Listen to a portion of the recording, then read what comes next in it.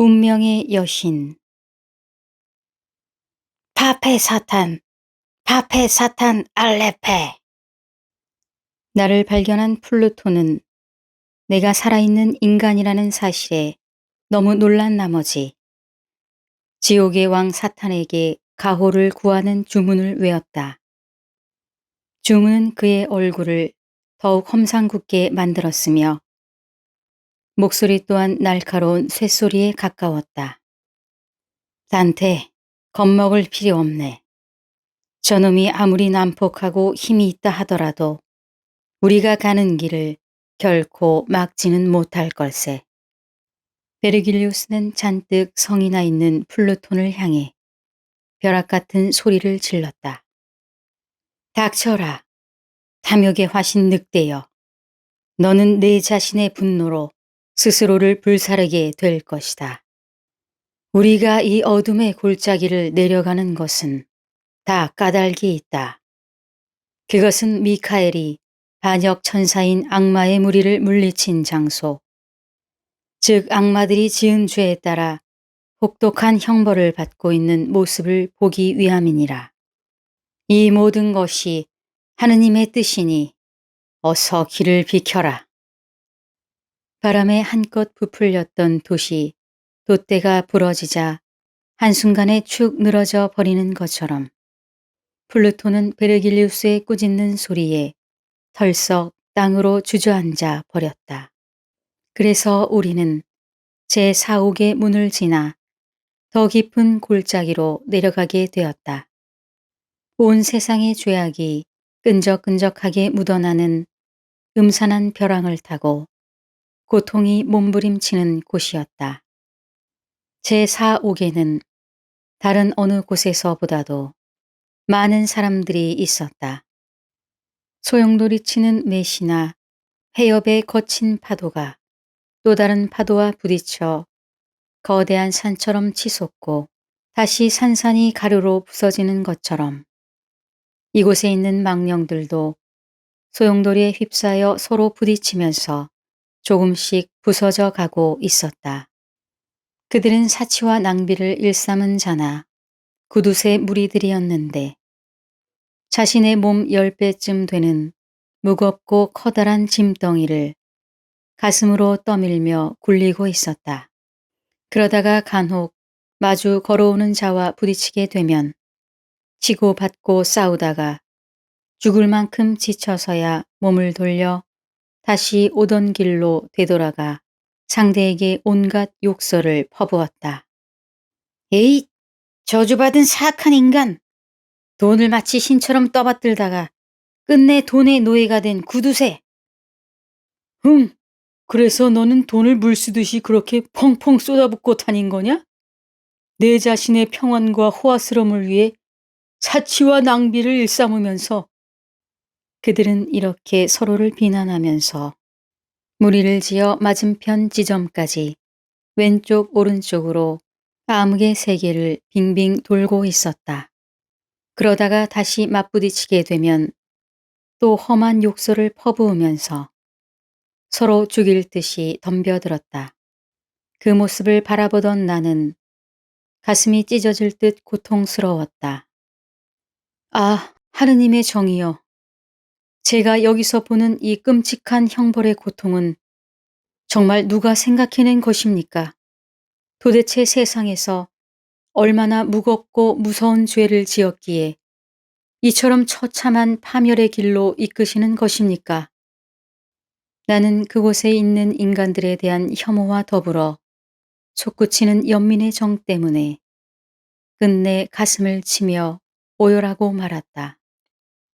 그러자 베르길리우스가 다가와 가볍게 등을 두드려 주었다. 죄는 원래 먼지처럼 가벼운 것이라 쉽게 그 두께를 알지 못하고 무게 또한 느끼지 못한다네. 그래서 이곳에 있는 인간들은 먼지가 쌓여 자신의 몸 10배가 될 때까지도 그것을 깨닫지 못한 채 계속해서 죄를 짓다가 여기로 오게 된 것이지. 하지만 지옥에 와서는 죄의 먼지 하나하나가 저 바윗돌만큼이나 무겁게 변한다네. 바위가 먼지처럼 두텁게 쌓인 무거운 그 죄를 손이나 발이 아닌 가슴으로 밀고 다니게 하는 것에는 다 이유가 있겠군요. 진정 가슴 깊이 느끼고 반성하라는. 그렇지, 생각해보게. 저들로 인해 고통받고 비참해져야 했던 더 많은 사람들을, 그리고 그들의 상처를. 스승님, 가르쳐 주십시오. 우리 왼편에 삭발을 하고 서 있는 저들은 모두 성직자들입니까? 전부 다 그런 것은 아니네. 앞쪽에 있는 몇몇 사람만 성직자들인데 그 중에는 살아있을 때 교황과 추기경이었던 자들도 있지. 저들은 모두 마음씨가 올바르지 못한 자들로서 돈을 필요한 곳에 가치 있게 쓰지 않고 자신의 안일만을 위해 사치와 낭비를 일삼았다네. 그렇다면 그들 맞은편에서 주먹을 움켜쥔 채 있는 자들은 또 누구입니까? 그들은 돈을 너무나 사랑한 나머지 다른 사람들에게 인색하고 탐욕스럽게 굴었던 자들이네.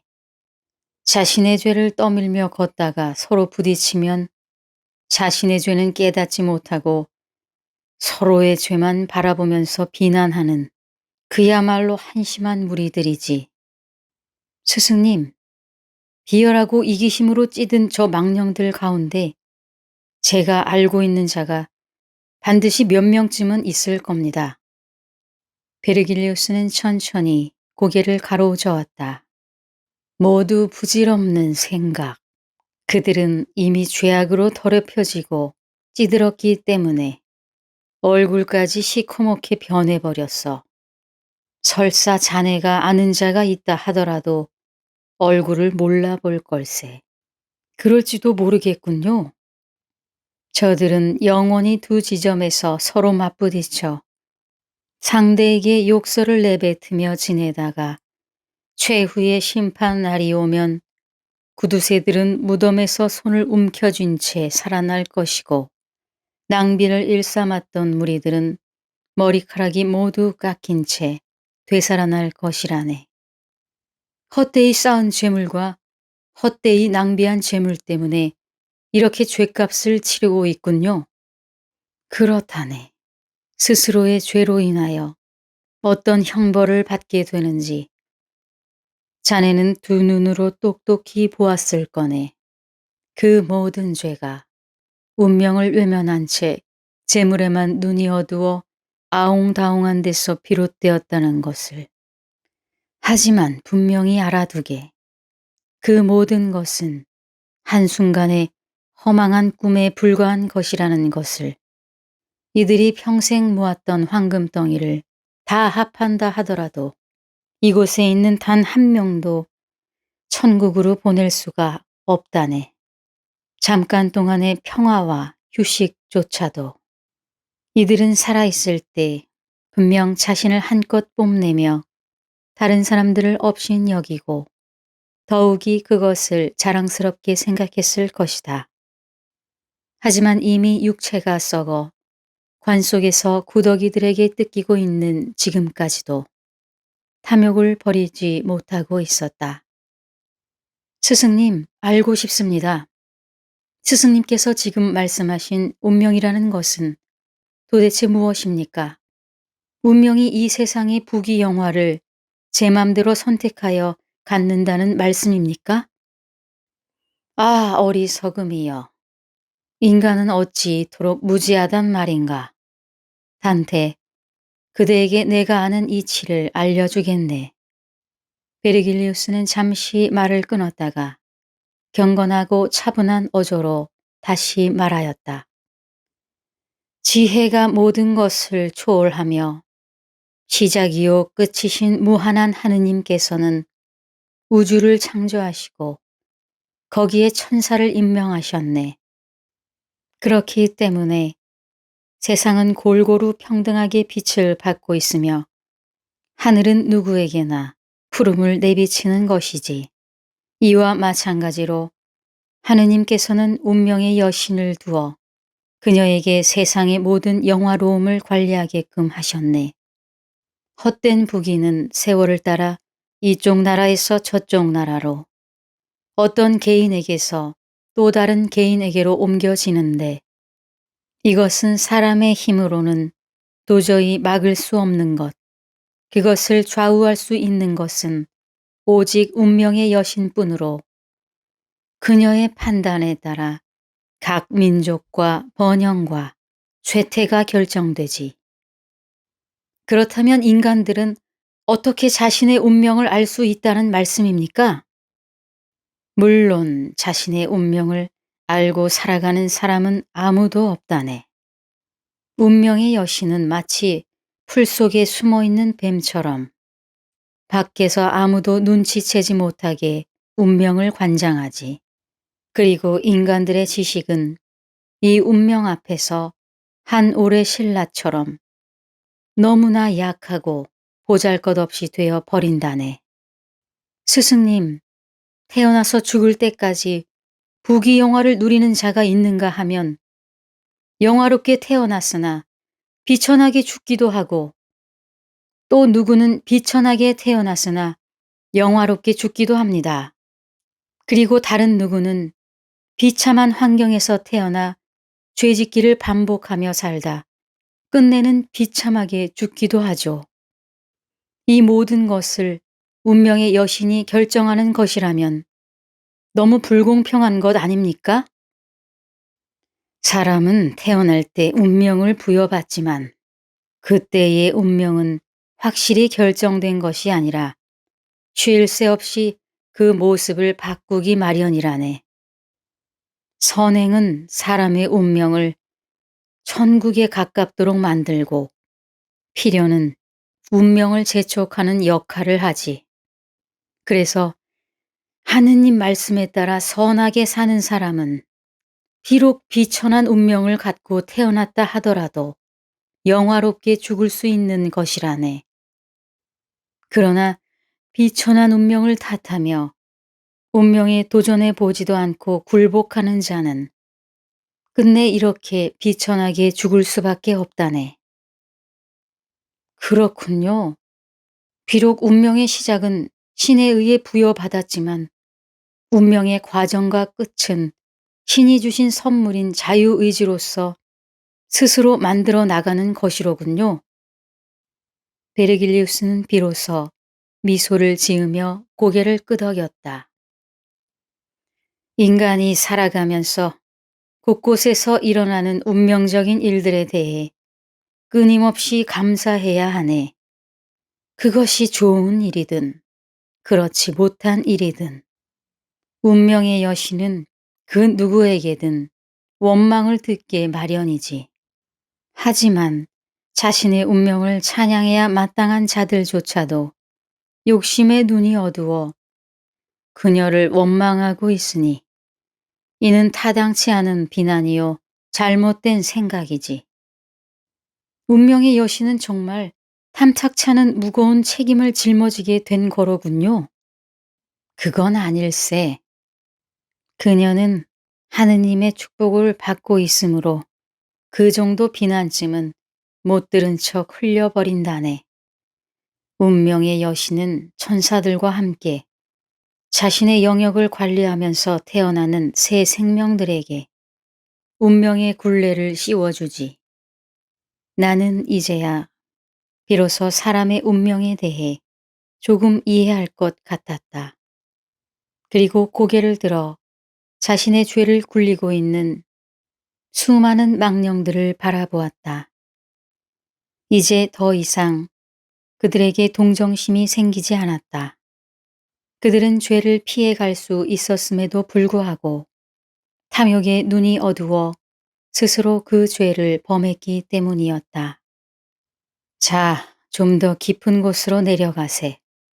떠나올 때 빛났던 별들이 지는 걸로 봐서 벌써 새벽이 된 모양이네.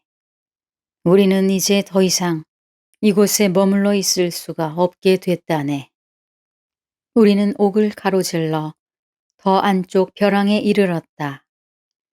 그 밑으로는 꽤 넓은 연못이 있었는데 마치 용암처럼 부글부글 끓어 넘치고 있었다. 연못의 물이 여느 것처럼 맑고 푸른 것이 아니라 시꺼멓고 끈적끈적한 것이었다. 연못에서 넘친 물이 도랑을 따라 깊은 곳으로 흐르고 있었다. 베르길리우스와 나는 그 도랑을 따라 아래로 내려갔다. 도랑물은 계속 흘러 벼랑에 다다랐고 그곳에서 다시 폭포처럼 벼랑 아래로 떨어졌다. 나는 바닥에 납작 엎드려 벼랑 아래를 살펴보았다. 스승님, 저 아래에는 무엇이 있습니까? 어두컴컴하고 안개가 짙어 한치 앞을 분간하기가 어렵습니다. 그 아래에는 여러 도랑물이 한데 흘러 만들어진 늪이 있다네. 이는 지옥을 흐르는 5 강줄기 중에 하나인데 이름은 스틱스라고 하지. 우리는 다시 계곡을 타고 내려와 늪 가까이로 갔다. 그곳에 서서 자세히 보니 늪 속에는 몸이 반쯤 잠긴 진흙투성이의 사람들이 들끓고 있었다. 그들은 하나같이 벌거벗고 있었고 잔뜩 화난 얼굴로 서로를 발길질하며 머리와 가슴을 사정없이 내리치고 있었다. 그러다가 한 사람이 중심을 잃고 진흙 속으로 고꾸라지기라도 하면 여럿이 무더기로 덤벼들어 이빨로 상대방의 살점을 갈기갈기 물어뜯었다. 나는 이 광경을 차마 끝까지 보지 못하고 고개를 돌렸다. 단테, 잘 보게. 저들을 인간이라고 할 수 있겠나? 자기 분노를 사귀지 못하는 영혼들은 정말 짐승과 조금도 다를 바가 없다네. 도저히 가망이 없는 자들이군요. 자세히 보게. 늪의 표면 위로 부글거리는 저 거품을. 저것은 늪 속에 있는 자들이 내뱉는 한숨이라네. 비록 표면으로 분노를 드러내지는 않지만 늪 속에 숨어 사특한 마음과 원한을 품은 채 다른 사람들을 이간질시키고 있는 자들이지. 태양이 밝게 비치는 맑고 아름다운 대기 속에 있을 때도 마음속에 불만을 품고 분노로 이를 갈던 자들이 검은 늪 속에 빠져 있으니 이 늪인들 어찌 평온할 수 있겠는가.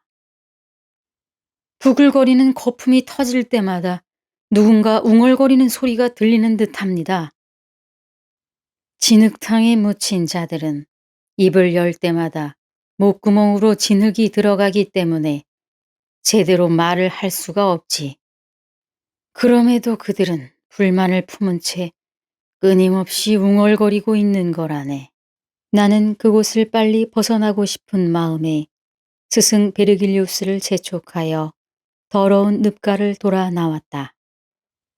그곳을 빠져나오자 넓은 강이 눈앞에 흘렀고 긴 둑이 그 강을 가로질러 있었다. 자, 다음에 우리가 갈 곳은 바로 저기일세.